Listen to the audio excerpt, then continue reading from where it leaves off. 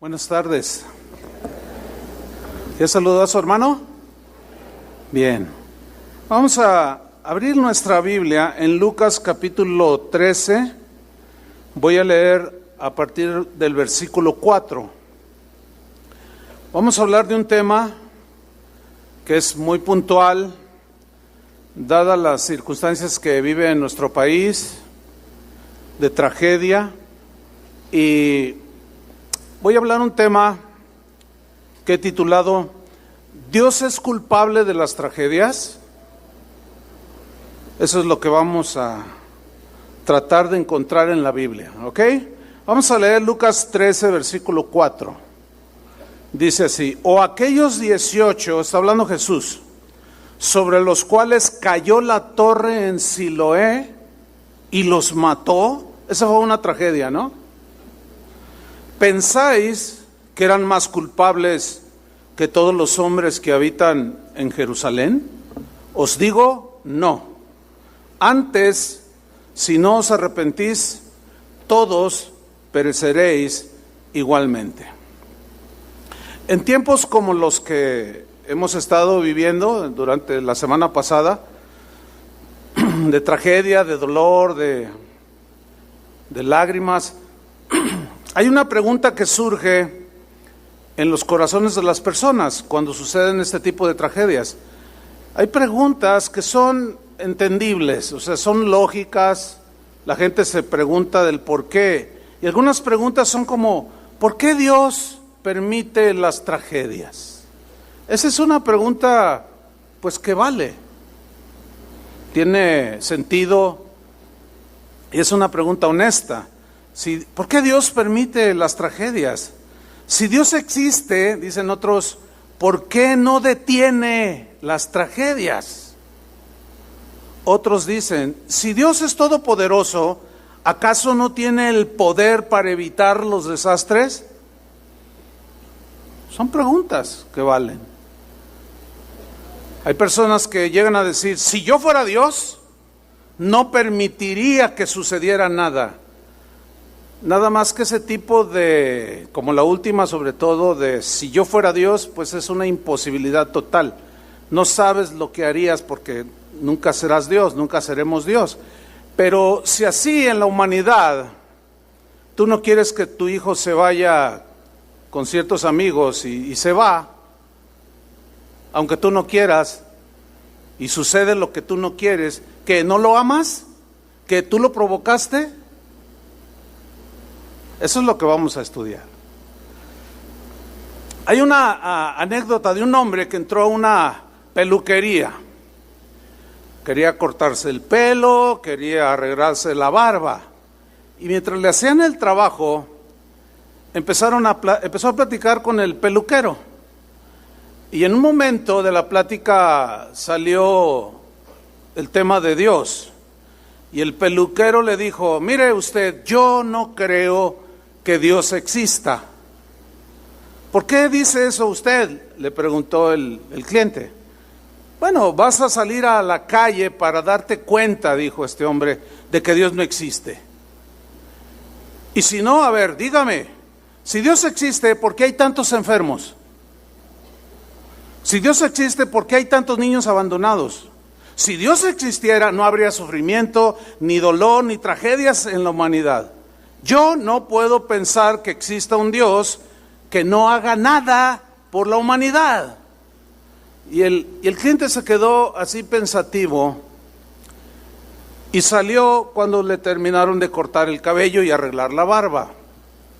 Al salir se encontró con un hombre que tenía el cabello todo desaliñado, así feo, pues, y una barba toda así mal. Entonces regresa con el peluquero y le dice, ¿sabe usted? Los peluqueros no existen. Y el peluquero responde, ¿perdón? Claro, dice, yo soy uno. No, le dice este hombre, los peluqueros no existen, porque si existieran, no habría este tipo de personas con el pelo y la barba tan descompuesta. Entonces el peluquero respondió, Los barberos, los peluqueros sí existen. El problema es que personas como él no quieren venir a que yo les corte y les arregle el pelo y la barba. Aquel hombre respondió: exactamente, ese es el punto. Dios sí existe. Él quiere arreglar las vidas de los seres humanos. Lo que sucede es que ellos no van con él. Esto ilustra perfectamente como de algún nivel de respuesta a las preguntas de que a veces se hace la gente cuando suceden este tipo de situaciones. Pero hay un elemento que de plano a mí en lo personal no me entra por nada, y es que hay cristianos que aseguran que Dios es el autor del pecado, que Dios creó al hombre para que pecara. Hágame usted el favor. Que Dios creó al hombre para que pecara y se degradara de tal manera para que en su momento oportuno el Señor lo rescatara y recibiera toda la gloria. Hágame usted el favor. Yo por más que analizo esa propuesta teológica, no me entra, pero para nada. Yo no creo que Dios sea el autor del pecado. ¿Ustedes creen eso? Imposible. Va en contra de un Dios santo, ¿no es cierto? Totalmente.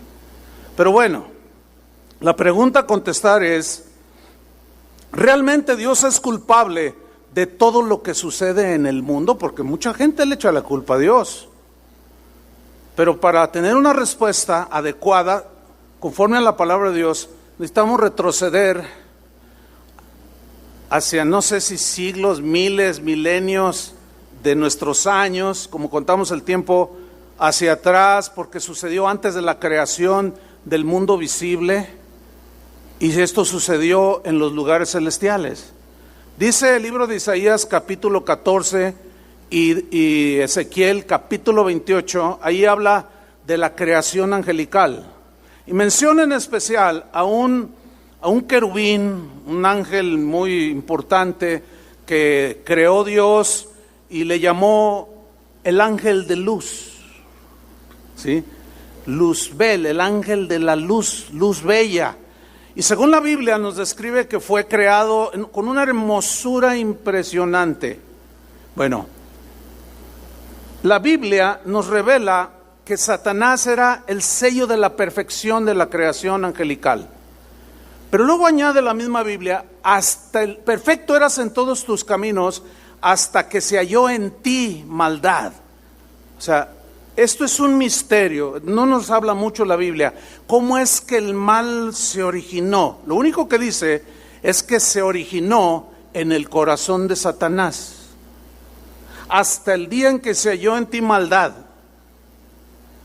Es todo lo que la Biblia nos dice. El asunto es que al ser un misterio, no tenemos mucha información en la Biblia, pero sí tenemos evidencias de que existe la maldad, ¿sí o no? No cabe la menor duda. Ahora bien, cuando Dios hizo a los ángeles, los hizo con la capacidad de decidir. Les dio capacidad, les dio voluntad para elegir qué hacer y qué no hacer. Esa es una bendición que Dios les dio a los ángeles en su creación. El asunto es que cuando se generó o se originó en Satanás la maldad, él eligió, decidió deliberadamente abrazar la maldad, decidió rebelarse contra Dios. Fue una decisión, él no estaba programado para hacerlo, él decidió. Él decidió competir con él porque se quiso hacer igual a Dios. Pero esta rebelión, según la Biblia, que sí nos habla algo de esto, produjo una reacción o una acción inmediata de parte de Dios, y el resultado fue una guerra en los lugares celestiales, en la morada de Dios. Apocalipsis 12, versículo 7, nos habla un poco de esta guerra que se sigue librando hasta el día de hoy en los lugares celestiales. Dice: después hubo una gran batalla en el cielo. ¿En dónde? En el cielo. Aquí todavía no existía la creación, nosotros. Hubo esa batalla, esa rebelión allá en el cielo. Miguel y sus ángeles. Miguel es otro de los querubines, algunos les llaman arcángeles, que creó Dios. Miguel significa guerrero. Y Miguel es el de las guerras del Señor, dice la palabra. Cuando dice, y el ángel los destruyó, es Miguel el ángel guerrero. Gabriel, que es otro que aparece en la Biblia, Gabriel significa mensajero de Dios. Y fue el que le llevó a María, por ejemplo, el mensaje de la concepción virginal. Y Luzbel era el ángel de luz, transportador de luz, el músico por excelencia, dice la Biblia, porque en él estaban incrustados los instrumentos musicales, una cosa impresionante. Bueno, dice aquí que hubo en el cielo una guerra, una lucha entre Miguel, los ángeles de Dios, comandados por Miguel, que luchaban contra el dragón y sus ángeles. El dragón es una manera de referirse a Luzbella o Luzbel. Sus ángeles fueron todos los que arrastraron, los que se dejaron convencer por la rebelión de Satanás y los convenció y los arrastró y se los llevó a su iglesia, por decirlo de una manera. Pero fíjense lo que sucede en el versículo 8. Pero no prevalecieron, o sea, no triunfaron. Nunca triunfará, jamás triunfará el mal sobre el bien, jamás. No prevalecieron, ni se halló ya lugar para ellos. ¿En dónde? En el cielo. ¿Qué tuvo que hacer Dios? Fue lanzado fuera el gran dragón. Eso se le sucede a todo rebelde, es lanzado fuera. La serpiente antigua, que se llama Diablo y Satanás, el cual engaña al mundo entero, fue arrojado a la tierra y sus ángeles fueron arrojados con él. En la actualidad, esa serpiente antigua, Diablo, Satanás, sigue activo, con un montón de ángeles que le siguen. Algunos estudiosos de las Escrituras dicen que los demonios son los ángeles, pero ya hablaremos en alguna ocasión un poco más sobre eso. Ahora, aquí surge una situación allá en el cielo. Dios ya tenía un plan de creación, porque Dios es creador por excelencia. Es como un pintor que tiene esa habilidad y ese don, siempre va a estar haciendo, ¿qué? Pinturas. Un músico, como ya lo trae así, va a estar creando música, va a estar componiendo, va a estar cantando, porque ya lo trae. Dios como creador es algo, un atributo de Él. Él trazó un plan de creación. La pregunta es, ¿debería el Señor de seguir su plan original de creación? Porque seguía la creación del hombre, seguía la creación del hábitat donde Dios iba a poner al hombre, o sea, ordenarla. Ya estaba allí, pero estaba desordenada, acuérdense. Pero Dios la arregló y allí puso al hombre. ¿Seguiría Dios los planes? Bueno, Dios en su plan de creación decidió seguir adelante. Dios en su plan de creación había decidido crear al hombre a su imagen y semejanza, que es, la imagen y semejanza consiste en una parte solamente de los atributos que Dios tiene, como pensar, sentir, entristecerse, decidir, etc. Él tiene atributos que nosotros no tenemos, como omnipotencia, omnisciencia, omnipresencia. Ahí no somos dioses. Entonces Dios decidió continuar con el proceso de su creación, pero Él tenía en mente crear al ser humano con la capacidad de tomar decisiones por sí mismos. Dios no tenía en su plan y en su proyecto de creación crear robots, gente programada que le metieran una pila y que hiciera lo que dijo su creador. No. Dios tenía, por su soberanía, en su elección, en su decisión, de dotarnos de la capacidad de tomar decisiones. Dios ya sabía que había un ángel que se le había revelado y que se trataría de alterar la creación que Él iba a hacer a continuación, o en los siglos, o qué sé yo, posteriores. Dios nos crea.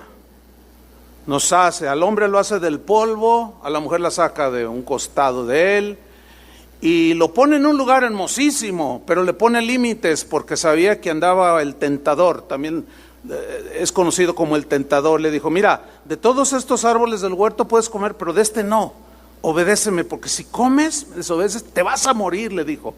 Pero llega el tentador, la serpiente, en forma de serpiente, por eso se le llama la serpiente antigua, diablo y Satanás, y le dice: que Dios te dijo que te morías. Sí, no voy a comer, no quiero comer. No te mueres, le dice. Y lo convenció a Eva. Y Eva desobedeció deliberadamente y le dio a Adán. Bueno, en esa libertad de creación, Dios hizo seres libres, agentes morales libres, gente que le pudiera amar porque querían amarlo, no porque debían amarlo. Algunos dicen, bueno, surgen preguntas que se van formando y se van acuñando en las mentes de las personas, preguntas que son difíciles de contestar muchas veces, como por ejemplo esta.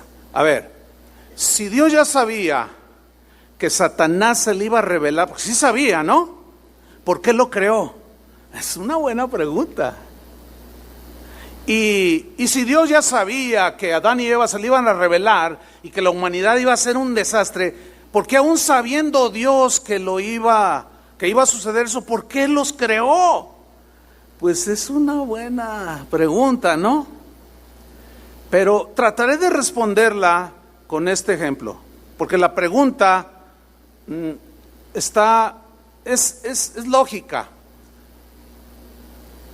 pero está mal planteada, porque no podemos compararnos con Dios. Es como si nosotros fuéramos con los inventores del aeroplano, del avión, que posteriormente ha generado aviones impresionantes, ¿no? Es como si yo fuera, o alguien fuera con los hermanos Wright, que diseñaron, crearon y echaron a volar el avión. Y que alguien les hiciera la siguiente pregunta. A ver, en el supuesto que usted supiera de alguna manera que en el desarrollo de su grandísimo invento, si usted supiera que, por ejemplo, dentro de 150 años, qué sé yo, 100 años, unos terroristas iban a tomar unos aeroplanos donde transportan hasta 350 personas. Y los estrellarían con unas torres donde había miles de personas. Aún usted sabiéndolo, ¿crearía el aeroplano? ¿Qué creen que contestarían los hermanos Wright? Pues por supuesto que sí, porque el deseo del inventor es en hacer bien a la humanidad, ¿sí o no? El deseo de Dios es crear algo bueno, y dice la Biblia que hizo todo bueno. Todo lo hizo bueno. No se detuvo, aún sabiendo el riesgo y sabiendo lo que iba a pasar. Pero como es un ser la creación está allí, aún sabiendo que iba a pasar, por eso también, desde antes de la fundación del mundo, planeó que su Hijo rescatara a la humanidad. Eso, yo sé que quizás es profundo, porque genera muchas preguntas más. Pero vámonos al punto, porque hay cosas que sí no son escondidas, no están reveladas para todos, pero hasta donde nos alcance. El asunto es que ya estamos aquí, ¿sí o no? Porque luego algún hijo dice, no, yo no, ¿dónde está mi papá, mamá? No, pues nos abandonó. ¿Y qué culpa tenía yo? Yo no pedí venir al mundo. Y que quién se empieza a renegar y a pelearse y a maldecir. Es que yo culpa tengo. Si me hubieran pedido permiso, hubiera dicho que no. Sí, pero no existías. ¿Cómo te pedían permiso? ¿Ven? Entonces, hay muchas preguntas que es imposible responderlas. El asunto es que ya estamos aquí. A ver, tóquense. Ahí está. Y háganles el que está dormido. No le hagan. Bueno, Sabemos lo que sucede con Adán y Eva. Decidieron desobedecer. Usaron su capacidad de elegir como ellos quisieron. Ahora, ¿Dios lo pudo evitar? ¿Y por qué no lo evitó? ¿Saben por qué? Porque precisamente nos dio libertad de elegir. En esa libertad que tenemos la seguimos teniendo. Dios nos dio permiso para operar en un ámbito, y digo, pero si te sales de aquí, te vas a morir, le dijo. Y las mismas, estamos todos regidos por leyes que llevan ese mismo propósito. Todas las leyes que fueron diseñadas y creadas para que el tránsito, por ejemplo, en una ciudad, tienen el propósito de que todo fluya mejor y salvaguardar las vidas de las personas, ¿sí o no? Por eso hay límites de velocidad, por eso te dicen que tu auto tienes que revisarlo antes que salgas a carretera, te dice que no te metas en sentido contrario, en el semáforo que fue diseñado para que las luces mandaran un mensaje rojo, detente, no te pases, porque otros tienen el paso, el amarillo preventivo va a cambiar, mejor detente, el verde puedes darle. Cuando violamos esas simples leyes de tránsito, arriesgamos nuestra vida, ¿no es cierto? Si alguien quiere manejar un auto, tiene que ir al departamento de vialidad, de tránsito, a solicitar un permiso. Llenas los requisitos y te hacen una prueba de manejo. Estoy hablando donde no se corrompen. O sea que aquí se puede de todo, ¿no? No, estoy hablando de países donde no les puedes dar dinero, porque te meten a la cárcel. Aquí no, aquí te dan una palmadita, compadre. Y bueno, es una tristeza eso. Pero bueno, volvamos al tema. Te hacen una prueba de manejo. Te hacen un examen de conocimiento de las leyes. Si la pasas, te dan una licencia. Licencia. ¿Qué es una licencia? Es un permiso. Pero ese permiso, esa licencia tiene límites. Pero tú la vas a usar como tú decides hacerla. Y ahí está el fin de semana y el muchacho de 22 años le dice a su papá, papá, préstame el auto. Le dice, mira, te lo presto con una condición, no le pises al acelerador. ¿Traes la licencia? No, luego la saco. Bueno, pero vete con mucho cuidado. Y lo primero que hace el muchacho es tomar el periférico y irse a 120 por hora.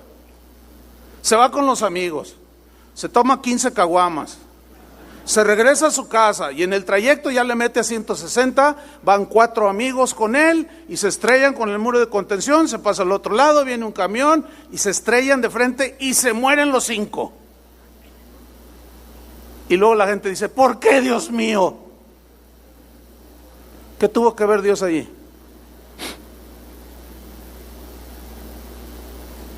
¿Qué tuvo que ver Dios ahí? ¿Por qué le reclaman a Dios? Bueno, somos constantes violadores de todos los límites. Y si la tierra está como está ahora y nos está generando una serie de tragedias, es porque nosotros la echamos a perder.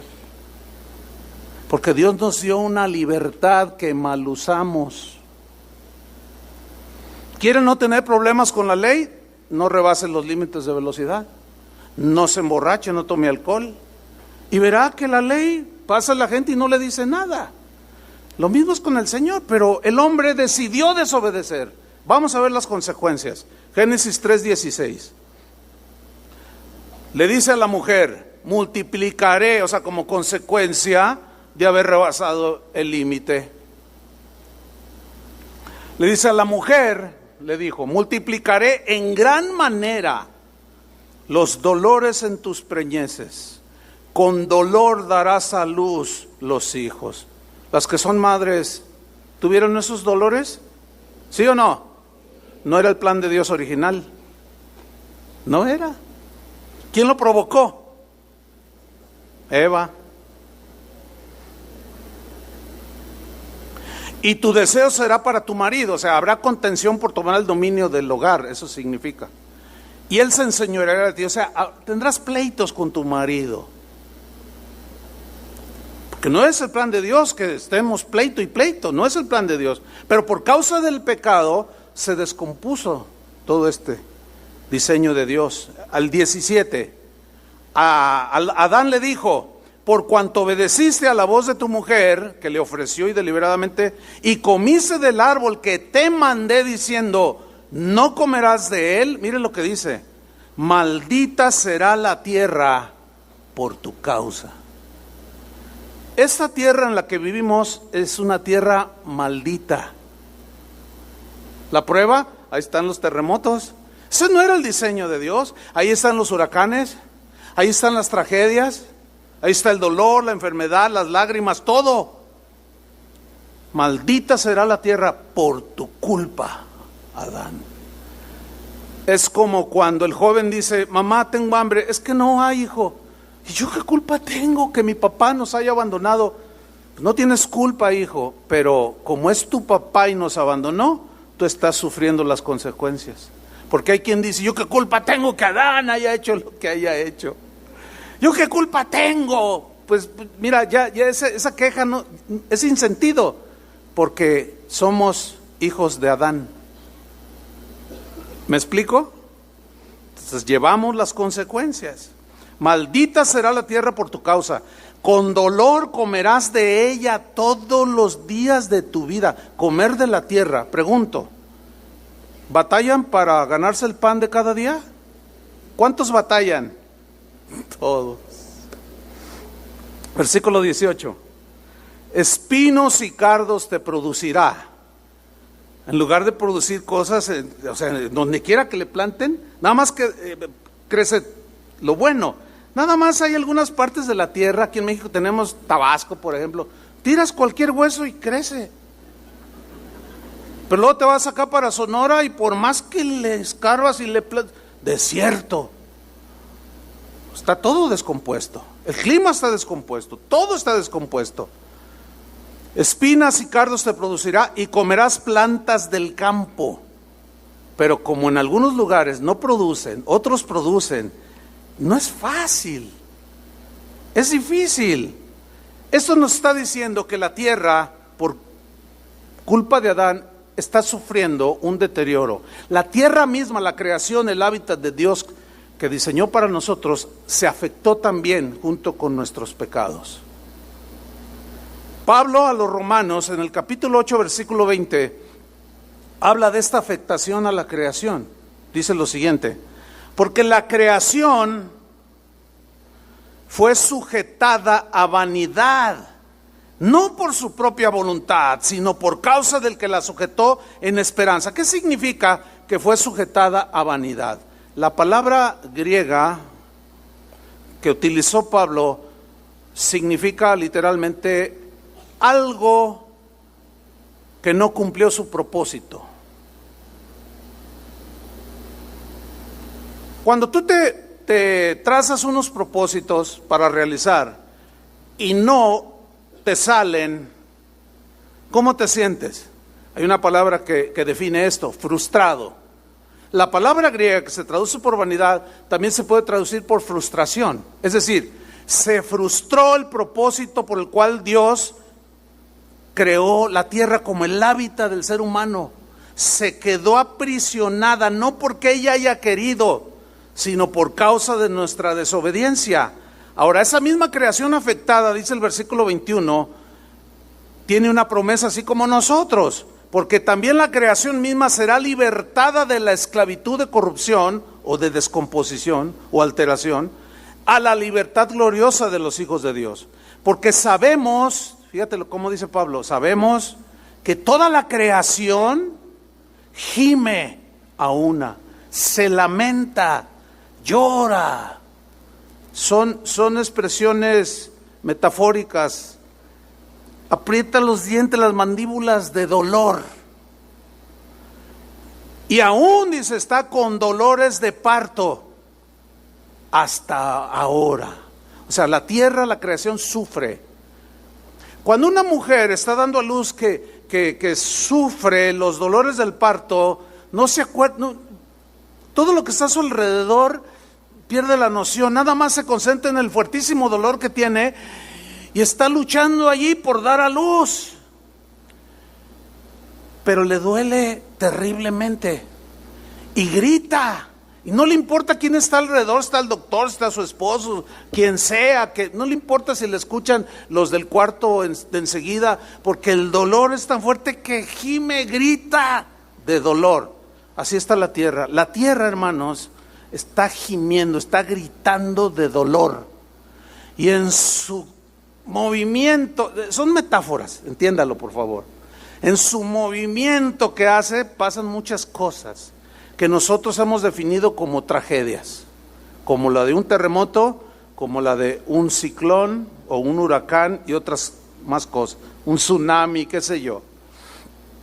Romanos 8:22 en la versión Palabra de Dios para Todos, lee así: toda la creación se queja de dolor y sufre como una mujer con dolores de parto. Ahí está. Ahí vamos entonces descubriendo, se nos va mostrando que la caída en el pecado tuvo efecto en todo, afectó toda la creación. Por supuesto, incluyó el planeta que habitamos el día de hoy. Todas las cosas en la creación fueron sujetas a vanidad, es decir, entraron en frustración. No se cumplió el propósito que Dios había diseñado. Y esta frustración sigue degenerándose, sigue llegando a niveles insospechados, porque el proceso de deterioro y de corrupción y de descomposición no se detendrá nunca. Pero el pecado fue la causa final de toda esta descomposición.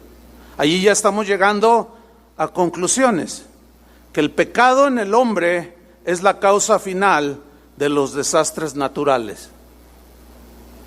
¿Me está siguiendo? Ok.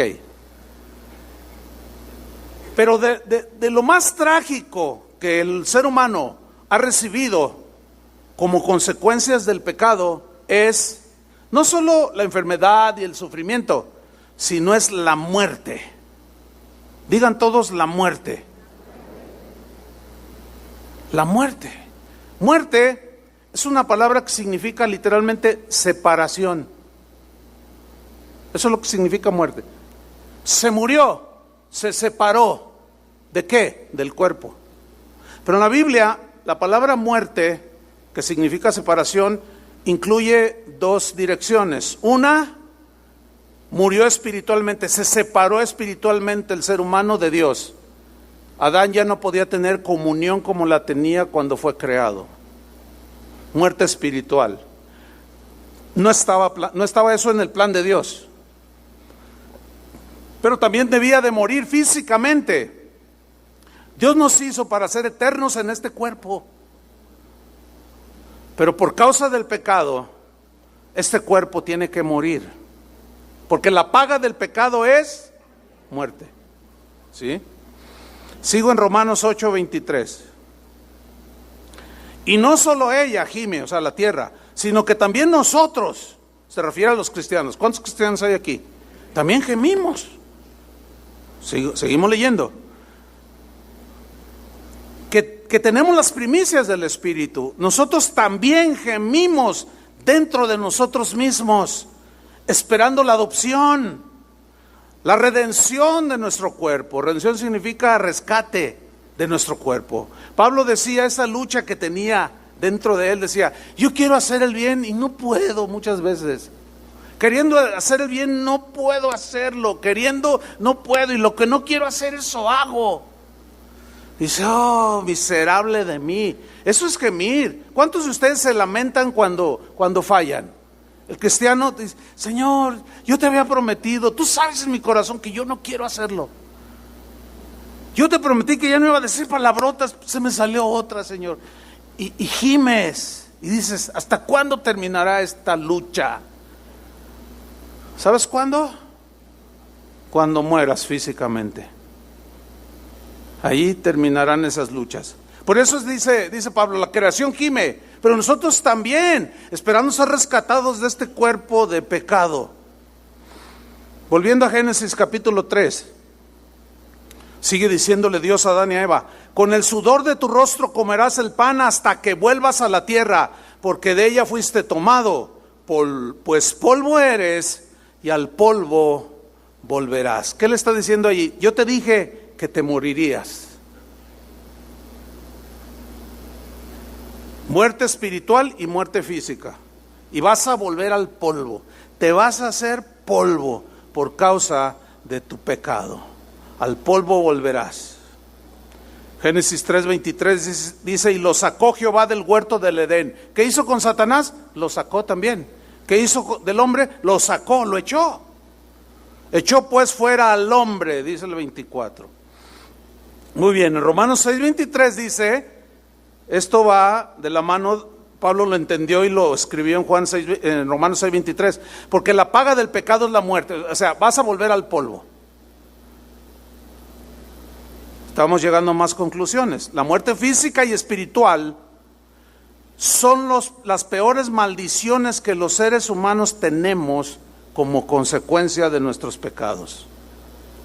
Y si algo tenemos seguro en esta vida, todos los seres humanos, es la muerte. ¿Qué es lo que tenemos seguro en esta vida? Díganlo, aunque no les guste, a mí no me gusta. Qué fea palabra, ¿no? La muerte. Algunos la adoran pretendiendo, no sé qué pretenden. Es una irracionalidad total esa. Tarde o temprano, cada uno de nosotros, en el momento asignado por Dios o conocido por Dios, iremos al sepulcro. Nos haremos polvo. Pongan mucha atención a esto. El problema es que es algo que el ser humano no ha aceptado, que tiene que morirse. Y al desechar la enseñanza del Evangelio de que la paga del pecado es la muerte y que es una consecuencia de nuestra desobediencia, aún sabiendo que se van a morir, nunca aceptan esa verdad de que todos nuestros seres queridos y nosotros mismos algún día vamos a morir. Por eso es que cuando hay las que hoy llamamos tragedias, que se mueren porque un edificio cae encima, un huracán se los lleva de vientos de hasta 300 kilómetros por hora y los lanza y al caer se hacen pedazos, nosotros le llamamos tragedia desde el punto de vista del ser humano, ¿sí? Hay un programa en la televisión que se llama 1000 maneras de morir. ¿Lo han visto algunos? Pero no son 1000, son miles. O sea, diversas formas de morirse. Pero al fin todos se mueren. Ahora, ¿ustedes qué creen que sea lo importante? ¿La manera en que morimos o la muerte misma? Porque todos morimos. Por ejemplo, algunos mueren de ancianos, otros mueren de una enfermedad, de cáncer, otros mueren en un accidente, otros en un terremoto, otros en un tsunami. ¿Cuál es la diferencia si todos morimos? Pero se nos hace trágico ser aplastados por un tren. Pero pensemos, se muere el rico, se muere el pobre, los sepultan el mismo día, uno al lado del otro. ¿Cuál es la diferencia entre el pobre y el rico si los dos ya están muertos? Ninguna. Se muere el intelectual, el filósofo, y se muere el ignorante. Se murieron los dos. ¿Cuál es la diferencia? Se murieron. Y así pasa con el famoso y el desconocido. Lo mismo pasa con la muerte de un ateo y con la muerte de un cristiano. ¿Cuál es la diferencia entre la muerte de un ateo y un cristiano? Bueno, los dos al fin y al cabo tienen que morir, pero la gran diferencia entre un cristiano y uno que no creyó en Dios o rechazó a Jesús, se burló del Evangelio, es que el cristiano arregló previamente a su muerte su condición de desgracia. Ahora, si todos morimos, todo está deteriorado, ¿de quién es la culpa de las tragedias? ¿De Dios o de nosotros? Estamos viviendo en un planeta que está en crisis. ¿Quién lo metió en crisis? ¿Dios o nosotros? Sin duda que fuimos nosotros. Es una tragedia, ciertamente, desde nuestro punto de vista, de que cuando supimos las noticias del terremoto, dicen que algunos aquí lo sintieron un poquito, otros no. Yo andaba lejos, yo estaba en Brasil, imagínense, venía en trayecto a casa y ahí en el aeropuerto me di cuenta por un mensaje que me entró, y cuando empiezo a ver videos me doy cuenta que había caído una escuela donde había un montón de niños y aplastó yo ya perdí la cuenta, unos dicen 20, otros 35, los que hayan sido. Es trágico, ¿no? Esos niños murieron de manera trágica. Pero ¿saben que acaban de descubrir y acaban de decir en las noticias que la dueña del inmueble donde estaba la escuela había construido su casa encima del edificio que era la escuela? Oiga, ¿y pidió permiso? No, pues nomás le echó ladrillos. Y si pidió permiso y hicieron el avalúo allí de la construcción y dijo, no se puede, pero ya México es el país de la fe, todo se puede. Pues le dio un billete al de obras públicas, la dejó construir, le dio el permiso y ahí están las consecuencias. ¿Qué tiene que ver Dios en eso? Sin embargo, mucha gente le sigue echando la culpa a Dios. ¿Por qué Dios permitió eso? Dicen. Bueno, sabemos que los huracanes, los ciclones pegan en las costas. ¿Verdad que sabemos? ¿Cuánta gente sigue viviendo en las costas? Digo, el sentido común hasta oxidado lo tenemos. No lo dejamos que funcione. La falla misma de San Andrés, que es le llaman a esa franja donde dicen que es inevitable que no venga un temblor catastrófico que va a desaparecer ciudades enteras. Y en esa franja algo tiene que ver nuestro país, pero mayormente en los Estados Unidos. San Francisco, California, por ejemplo. Es una ciudad que se prevé que va a desaparecer, pero la gente sigue viviendo allí. Dice la Biblia, el avisado el mal y se esconde. Pues avisan, construimos mal, sobornamos para los permisos y luego viene la tragedia y otra vez le echamos la culpa a Dios.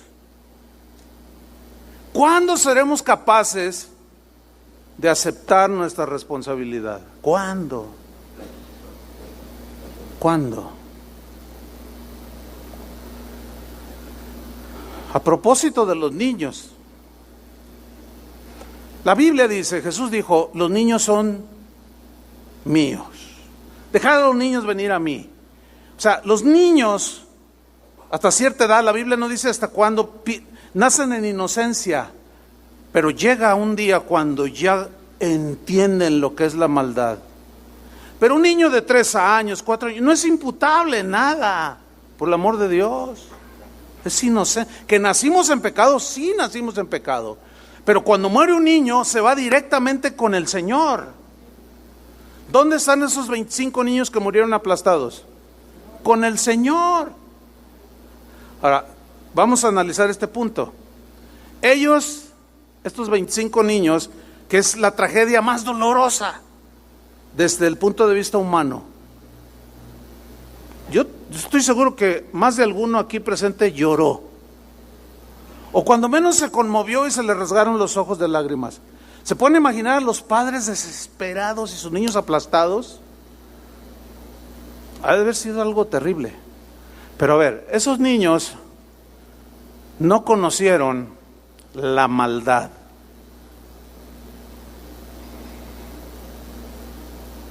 Como usted la conoce. Esos niños hoy disfrutan la paz de Dios, la presencia de Dios. ¡Qué bendición!, ¿no? Debería de servir de consuelo para los padres de esos niños el saber que sus hijos están con el Señor. Pero ¿lo sabrán? ¿Lo creerán? Por eso es que cuando el hijo o el bebé o el niño de padres cristianos muere, deberíamos de entender esto, que Dios en su misericordia, en su plan, nadie puede discutir esto con Dios, decidió llevarlo consigo, pero fue un niño, un bebé, que nunca experimentó la corrupción, la degradación del pecado. No tuvo rencores contra nadie, no le mintió a nadie, por eso está con el Señor, en su inocencia. Algunos han dicho que son actos de misericordia de parte de Dios hacia los niños. Otros dicen, no, ¿cómo? Es un asesino Dios, dicen, en su dolor. ¿Se acuerdan del tsunami allá en ¿dónde fue? Indonesia, allá por el 2006, creo, fue por ahí, más o menos. Fallecieron como 250,000 personas. De esas 250,000 personas, el 42% de los muertos, de los fallecidos, eran niños, hermano. Niños. Estamos hablando de casi 100,000 niños. ¡Qué terrible tragedia! Todo mundo, ¿verdad? 100,000 niños murieron. Déjeme decirle algo, hermano. Al terminar la reunión en la tarde, que tenga un tiempito, deje un poquito el Facebook, entre al buscador y ponga así costumbres de los habitantes de Indonesia con los niños. Se va a aterrorizar, hermano. Los venden en prostitución, los mismos padres, los inician en la brujería. Bueno, esos niños no conocieron nada de eso. Están con el Señor. Fue un acto de misericordia. Yo sé que esto, un ateo lo oye y dice, ese está loco. Pues bien loco. Bien loco. Porque, pues así nos catalogan. Pero, ¿usted podría aceptar que es un acto de misericordia de Dios? Que ellos no conocieran y están ahora con Él. Así es lo que nos dice la Biblia. Vean esta historia, Segunda de Reyes 20, Segunda de Reyes 21. Es la historia, podemos decir, de un cristiano o de un hombre de Dios, Ezequías, un rey, un buen rey temeroso de Dios, caminó con Dios, pero le llegaba el día de su muerte, que a todos nos llegará. Segunda de Reyes 21 dice, en aquellos días Ezequías cayó enfermo de muerte. También los creyentes en Dios nos enfermamos de muerte. ¿Sí o no? De algo tenemos que morir, hermanos. ¿Se habían puesto a pensar en eso? Por eso es que ese evangelio llamado de la prosperidad es un falso evangelio. Es el evangelio que dice que Dios te quiere hacer rico, te quiere bendecir, no quiere que nunca te enfermes, no quiere que te pase nada. Caray, a ver, eso ya por lógica conclusión llegamos a que nunca te vas a morir. Bueno, hasta una iglesia por ahí anda que se llama Pare de Sufrir. Bueno, ¿a quién le gusta sufrir? A nadie. Nada más que muchos todavía no logran entender que ya es parte de la vida el sufrimiento, por causa nuestra, no de Dios. Porque nosotros somos los que causamos todo, como ya lo describí. Entonces es una utopía, es una mentira, es un fraude eso de que venga aquí con nosotros y usted va a parar de sufrir. Es una mentira, porque tarde o temprano todos experimentaremos los dolores de la muerte, creyentes o no. Y aquí está Ezequías enfermo de muerte.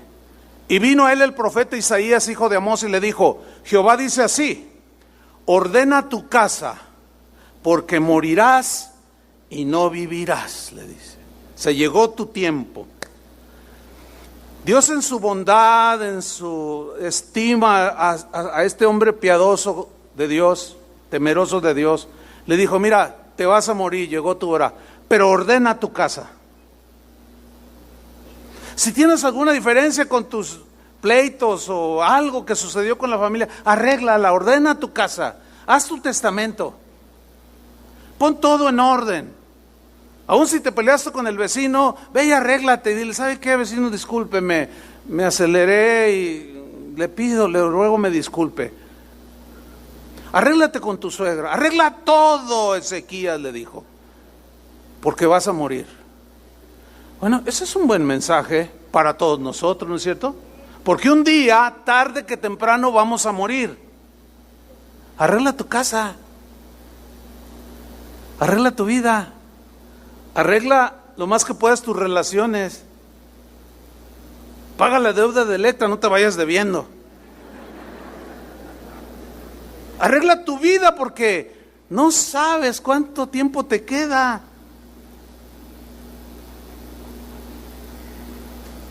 Un día hablando con el pastor Tony Martín del Campo, yo le pedí un consejo que necesitaba alguien, una persona. Entonces me dice, fíjate que yo tengo bien ordenado. En aquel entonces él tendría como unos 40 y... estaba joven. Ahorita ya está en los 60 casi llegando, ¿no? Y me dice, fíjate que yo ya tengo hecho mi testamento. Fíjate que yo tengo ya todo en orden. ¿De veras? Le dije. Le digo, oye, es raro que una persona así joven. Dice, es raro, pero pues la Biblia a mí me instruye. Y aquí Dios le está instruyendo a Ezequiel y le dice, arregla tu casa, porque te vas a morir. Y déjenme gritar para que despierten los que se están durmiendo, para que estén enterados que pronto se van a morir, tarde que temprano se van a morir. Y miren la reacción de Ezequías. Entonces él volvió su rostro a la pared. Imagínense, se vuelve a la pared y oró a Jehová y dijo, te ruego, oh Jehová, empezó a orar, te ruego que hagas memoria de que he andado delante de ti en verdad y con íntegro corazón, y que he hecho las cosas que te agradan. Y lloró Ezequías con gran lloro. ¿Por qué? Porque nadie se quiere morir en lo natural. Porque quizás miraba a su esposa, a sus hijos, qué sé yo, los que gobernaba. Dijo, Señor, ten misericordia de mí. Ahora, fíjate la reacción de Dios. Y antes que Isaías saliese hasta la mitad del patio, vino palabra de Jehová a Isaías diciendo, vuelve y di a Ezequías, príncipe de mi pueblo, así dice Jehová, el Dios de David tu padre, yo he oído tu oración. ¿Cuántos saben que Dios oye nuestra oración? Y a veces oramos y decimos, Señor, salva a mi papá. Eso es lo normal, eso es lo natural. Salva a mi hijo, salva a mi bebé. El asunto es que, hermanos, va a llegar un día en que ya no oye la oración, porque llegó nuestro tiempo, o se le llegó el tiempo a alguien de morir. Y tenemos que entender esto, hermanos, para no frustrarnos, para no volvernos incluso en contra de Dios.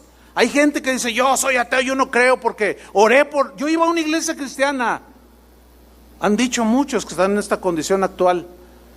Y mi madre estaba enferma de cáncer y decía que le hacía milagros. Yo le pedí con todo mi corazón y con toda mi fe y se murió mi mamá. Dios es un mentiroso. Es más, Dios no existe, dicen. Y se amargan contra Dios. Y ahora soy ateo para la gloria de Dios, dicen. O por gracia de Dios. Pero miren, Dios oyó la oración. He oído, dile, he oído tu oración y he visto tus lágrimas. He aquí yo te sano. ¿Por qué lo sanó? Porque Dios quiso. Pero hay algo que Dios no puede evitar: que muramos. Fíjese usted, porque miren lo que le dice a continuación. He aquí yo te sano, al tercer día subirás a la casa de Jehová para adorarme. Versículo 6, y añadiré a tus días 15 años. Está en el rango del nivel, la calidad de vida o del rango de vida que tiene un ser humano. ¿Por qué no le dijo, te añado 2000 años? Porque eso, él no lo va a hacer, no va a rebasar las consecuencias, no va a pasar por alto las consecuencias. Para que asimilemos un poco que tenemos que enfrentar las consecuencias, que yo les he explicado en otras ocasiones, lo voy a volver a mencionar. Aquí usted llega a los pies de Cristo, llega con su familia, sus hijos, todos se convierten y empieza a vivir una vida nueva y dice, qué bueno es Dios, maravilloso, su gracia fue enorme para conmigo. Pero un día llega la policía y lo arresta, porque 10 años atrás o 5 años atrás usted cometió un ilícito. Vamos a irnos a un extremo. Asesinó a una persona. Y la policía te descubre. Y te toman preso. Y como lo hiciste con premeditación, alevosía y ventaja, te echan 50 años de prisión. Entonces eso tú no lo entiendes. Y dicen, Señor, ¿por qué? Si soy tu hijo, soy cristiano. Y Dios te responde, es que tu deuda conmigo está saldada, yo ya te perdoné, pero tienes una deuda pendiente con la humanidad a la que tú dañaste. Y necesitas afrontar las consecuencias de tus pecados. Aunque estos de mi parte son perdonados, la sociedad tiene que hacer justicia. ¿Me estoy explicando? Todo lo que hicimos en años pasados, antes de ser cristianos, bien o mal, tenemos consecuencias. Ayer una persona me dice, ay pastor, dice, yo estoy sufriendo las consecuencias de nuestras malas decisiones, dijo. Le cuento, le dije, no, mejor. Dice, es que son muchas. Le digo, no, es que tengo una fila grande para orar por la gente. Bueno, esa es la condición del hombre. El problema no es cómo va a morir. La gente está preocupada. Ay, no. Muchos dicen, no, yo quiero morirme con la Biblia en los brazos y con 2 angelitos con arpas, cantando o leyendo el Salmo 23 y Chuy García con su guitarra. Con Julio no, porque tiene que cargar el piano. Y que me canten alabanzas. No, bueno, miren, ¿usted cree que Dios está interesado en la manera que muramos? ¿O qué nos sucede después de la muerte? ¿En qué cree usted que está Dios interesado?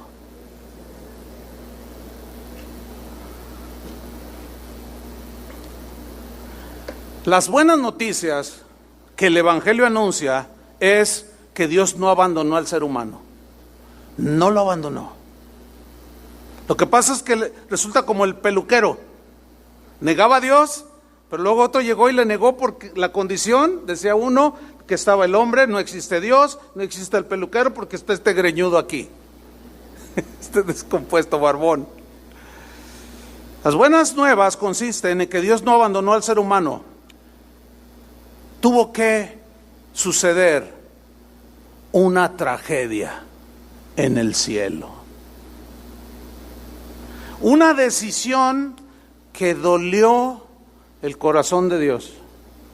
Las huestes celestiales que estaban al servicio de Dios también se dolieron cuando se enteraron, seguramente, de que tenía que venir a este mundo el Hijo de Dios y morir de la manera más trágica que podamos nosotros imaginarnos. La muerte de un inocente, sin pecado, sin mancha, tomando nuestro lugar que merecía el castigo de nuestros pecados, los llevó sobre sí mismo, para que por fe en ese sacrificio de que Él llevó nuestros pecados y nosotros creer en Jesús, podamos obtener salvación eterna y de esa manera arreglar nuestro problema cuando llegue la muerte. Arreglamos en vida el problema de la muerte espiritual y regresamos en comunión con Dios. Pero cuando alguien se arrepiente y se acerca a Dios, también soluciona su futuro después de la muerte, porque se va con el Señor. Esta tragedia tuvo Dios que permitirla también, por amor a nosotros. Por amor a nosotros, a nadie más. resultó para bien. Y de esa manera Dios solucionó para el ser humano. Pero no todos quieren. Ahí se acaba de ir uno diciendo no sé qué. No todos quieren. Así de sencillo. ¿Qué mejor ilustración? Juan 3:16, porque de tal manera amó Dios al mundo. No lo dejó abandonado a su suerte, lo amó, que ha dado a su Hijo unigénito, para que todo aquel que en Él cree no se pierda, mas tenga vida eterna. Porque Dios no envió a su Hijo al mundo para condenar al mundo, sino para que el mundo sea salvo por medio de Él. Pero no todos quieren. Mire lo que dice el 18. El que en Él cree no es condenado, pero el que no cree, el que en Él cree no es condenado, pero el que no cree ya ha sido condenado, porque no ha creído en el nombre del Hijo unigénito de Dios. Y esta es la condenación, que la luz vino al mundo y los hombres amaron más las tinieblas que la luz, porque sus obras eran malas. No van al Señor. Cuando ahí está con los brazos abiertos en la cruz, dispuesto a perdonar los pecados, pero no van. Y luego siguen en su tragedia y siguen culpando a Dios. Y ellos nunca aceptan que ellos son culpables. El arrepentimiento significa que estás aceptando que tú eres culpable de tu pecado. No querer arrepentirse es decir, yo no tengo culpa de nada. No obtienen la salvación, que es por gracia, por medio de la fe. Pero fíjense qué cosa, en estas circunstancias de tragedia, de pronto en los seres humanos salen acciones, obras que son loables, como por ejemplo, ahorita alrededor del mundo se está hablando de la gran solidaridad del pueblo mexicano. ¿Sí han visto los reportes? Los alemanes están impresionados. Hasta Donald Trump está impresionado. No creer, no creer. Mexicanos ayudarse. Impresionado, yo impresionado corazón. Si ayudar, todo el mundo está impresionado de México por la solidaridad. La gente se desbordó en ayuda. Ahorita ya sobra la comida, sobra la ropa. Los voluntarios ya les dicen, ya no vengan. Y todo el mundo está asustado de lo grande que somos los mexicanos. Pero un día antes o 5 minutos antes del temblor, ¿cómo estaban todos? ¿Cómo? Maldiciendo, robando, sin amor. O sea, está bien todas estas reacciones, pero todavía no tienen el problema resuelto de su eternidad. Porque ahora algunos pueden decir, gracias a Diosito, no me morí yo, dicen algunos. Otros dicen, ay, Dios fue bueno conmigo. Y otro responde, ¿y con los que se murieron fue malo? Pues yo no sé, pero de seguro yo no soy tan malo. Y si algo les cayó allí, el edificio, fue porque algo debieron de haber hecho. Exactamente lo que le dijeron a Jesús.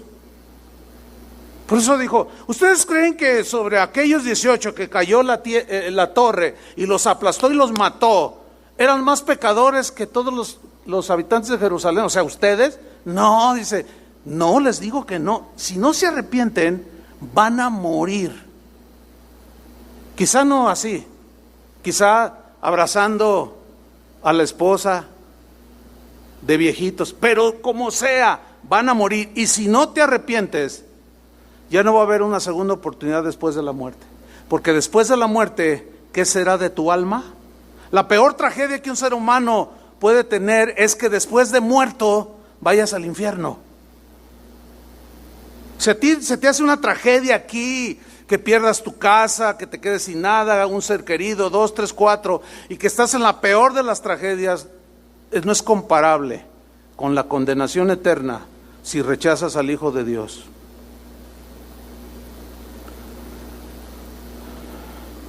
También de manera inexplicable las tragedias producen en los corazones reacciones en la gente en las que de pronto el sentido común que estaba ahí oxidado, deteriorado y ya olvidado, de pronto como que surge, ¿no? Y la gente mira a su alrededor y valoran más la vida que las cosas del mundo, fíjense. Hay historias que se dieron aún en el pasado terremoto de una familia, estaban allí en su casa y se empieza a caer todo. Entonces el padre llama a la esposa, agarra a sus 2 hijos y salen corriendo y salvan la vida. En ese momento ese padre no pensó en los 10,000 pesos que tenía guardados debajo de la cama.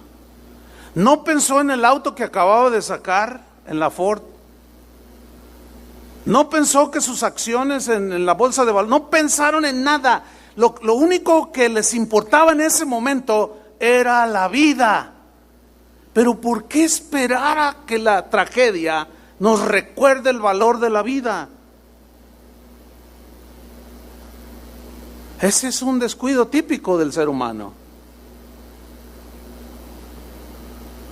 Cuando un millonario, imagínense Steve Jobs, creador de Microsoft, todo eso de Apple y bueno, toda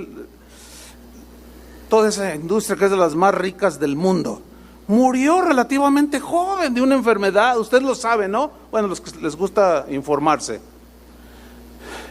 ¿Tú crees que él no daría todo lo que tiene? Él habló unas palabras, hay un discurso por ahí muy interesante de él antes de morir.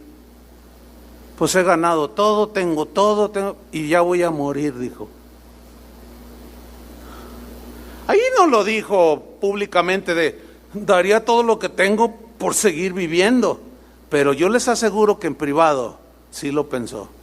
¿De qué me sirvió todo esto? Pero en el momento de su muerte, créanmelo, él no se acordó de su imperio. Porque es justo en los momentos de peligro de muerte cuando se nos olvida todo eso. Pero ¿por qué esperar a eso? ¿Por qué pensar en Dios solamente cuando estamos en situaciones así? Mira lo que dice Eclesiastés 7, versículo 2. Lo voy a leer en la versión Palabra de Dios para Todos. Dice así: vale más ir a un funeral que ir a divertirse. En la Reina Valera dice: es mejor ir a la casa donde hay luto que donde hay una fiesta. Dice: pues la muerte es el fin de todo hombre y es mejor ir a ver allí el difunto, porque es el fin de todo hombre y los que viven debieran recordarlo. Dice en la Reina Valera que el hombre enmienda su corazón y empieza a pensar. Dice el versículo 3: vale más llorar que reír, pues podrá hacerle mal al semblante llorar, pero le hace bien al corazón. Mira el versículo 4: el sabio piensa en la muerte. ¿El qué? El sabio. Ezequías era un hombre sabio y Dios le advirtió, le dijo: te vas a morir, ordena tu casa. Ok, te voy a dar 15 años para que la ordenes, pero de todos modos te vas a morir. Y él ya entendió que un día se tenía que morir. Por eso, ¿cómo orar, hermanos, ante un evento como, por ejemplo, una tía, tu abuelo, tu abuelita de 95 años, ya está al borde de la muerte? ¿Cómo hay que orar allí? Señor, no te la lleves. O Señor, haz tu voluntad. Es que me duele que se vaya, pero a ella le duele más quedarse. ¿O no? Yo sé que son cosas difíciles, ¿sí? Porque somos sensibles en distintos grados. Unos más, otros menos. Pero eso no cambia la realidad de que nos vamos a morir un día. Y el sabio piensa en la muerte, dice. Se reflexiona. Por eso, en vida, ordena su casa, trata bien a su esposa, sus hijos, vive una vida honesta en sus negocios, porque sabe que un día va a enfrentar a Dios. Porque ese día llegará. Pero el necio, dice, piensa en ir a divertirse. O sea, no le interesa. El asunto es que en la diversión se les cayó el techo encima también. Y qué terrible tragedia. ¿Y por qué Dios si solo se estaban divirtiendo? Es un círculo de...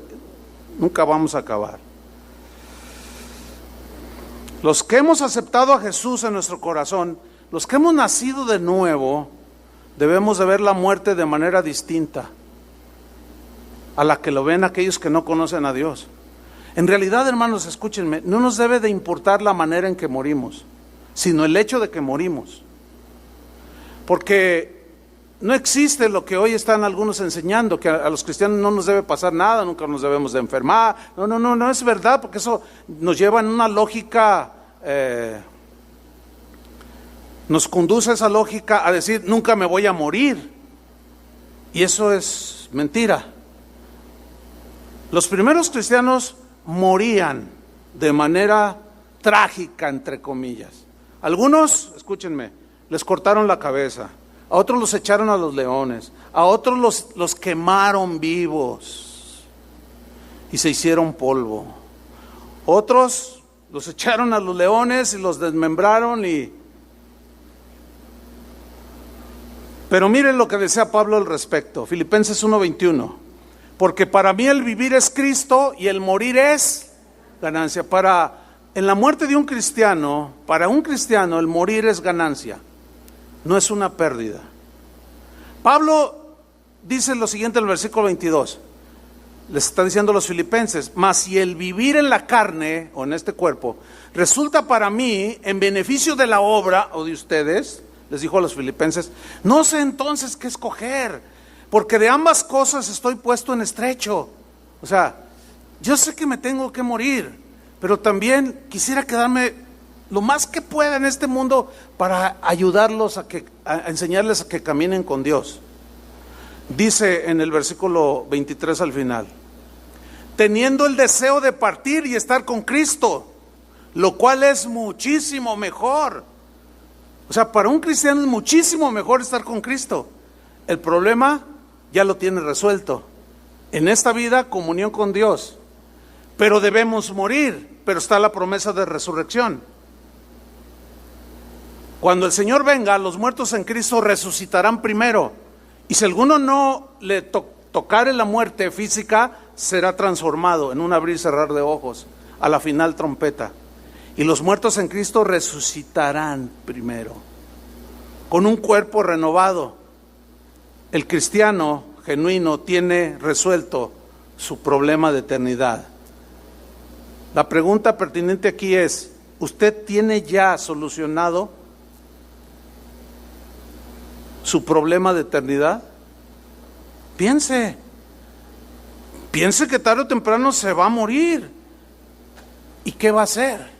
Está establecido por los hombres que mueran una sola vez y después el juicio. No, pero es que yo tengo esperanza que la ONU, que las Naciones Unidas y que las demás organizaciones nos unamos y hagamos bien y por el bien. Mire, toda la vida se ha hecho lo mismo y cada vez está peor. Está profetizado por el mismo Jesús. Vámonos sobre el final. Lucas 21, versículo 10. Yo quiero decirle algo, hermano. Si usted espera que las cosas mejoren, no van a mejorar. No quiero caer en un fatalismo. No, de ninguna manera. Es la realidad. Las consecuencias del pecado. Hace 2000 años que Jesús vino, mucha gente lo ha aceptado, pero mucha gente no. Y ahí está el Señor ofreciendo su oferta de salvación, que todo aquel que en él creyere será salvo. Pero Jesús advirtió que las cosas no mejorarán nunca. Al contrario, empeorarán. Pero miren la promesa que nos hace a nosotros. Lucas 21:10. Entonces les dijo, se levantará nación contra nación y reino contra reino, o sea, esas son guerras, y habrá grandes terremotos. Alguien dice, bueno, siempre ha habido, sí, pero si usted ve las estadísticas, se han incrementado en muchos, un porcentaje altísimo. Habrá grandes terremotos y en diferentes lugares hambres y pestilencias, y habrá terror, dice, y grandes señales del cielo. 25, versículo 25.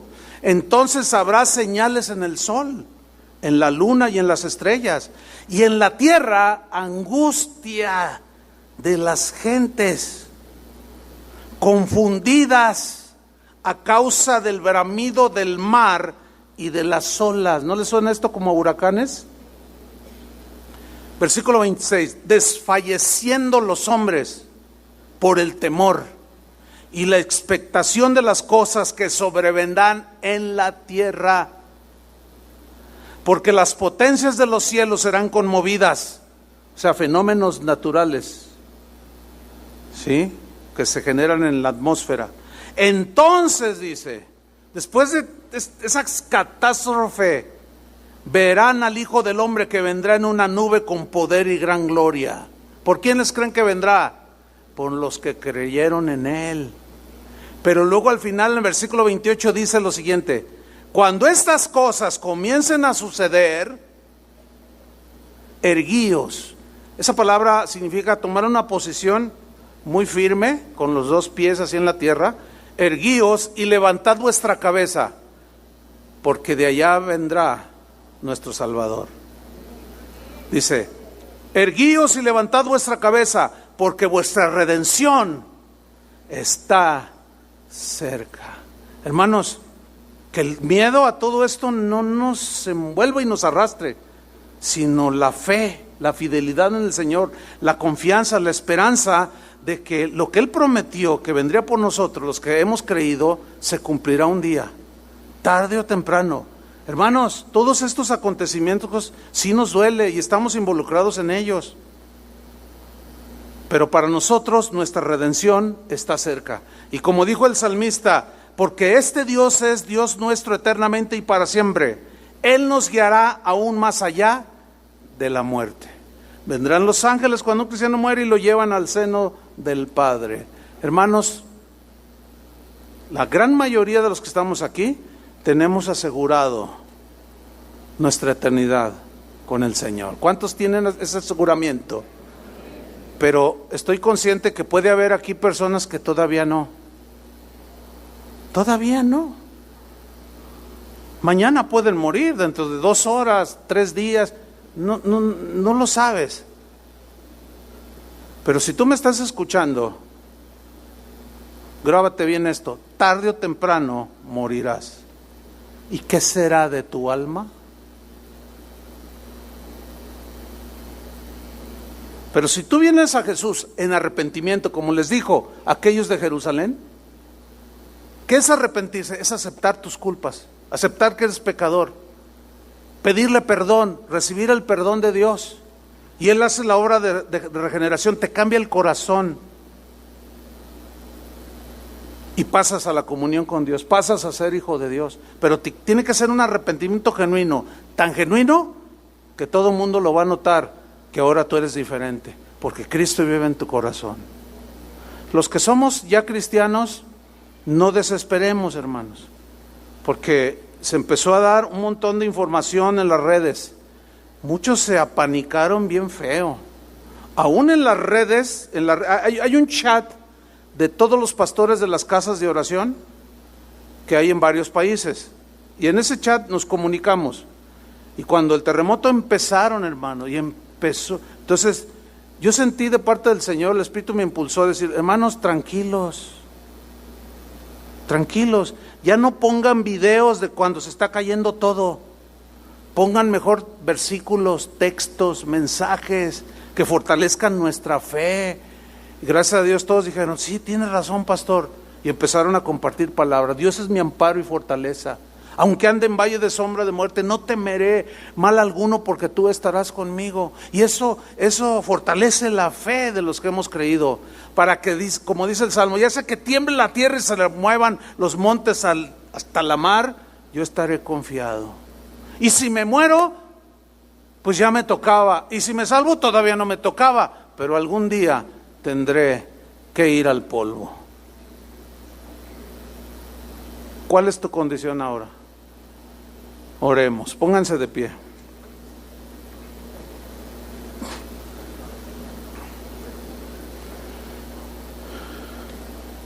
El peluquero estaba allí,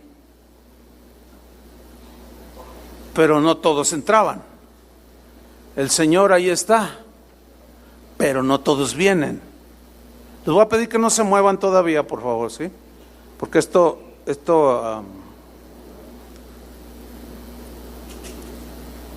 causa un poco de distracción. ¿Los sugieres, por favor, detengan ahí dígale, espérese, hermano, ya nomás espérese un minuto. ¿Qué vas a hacer si tú mueres en Cristo?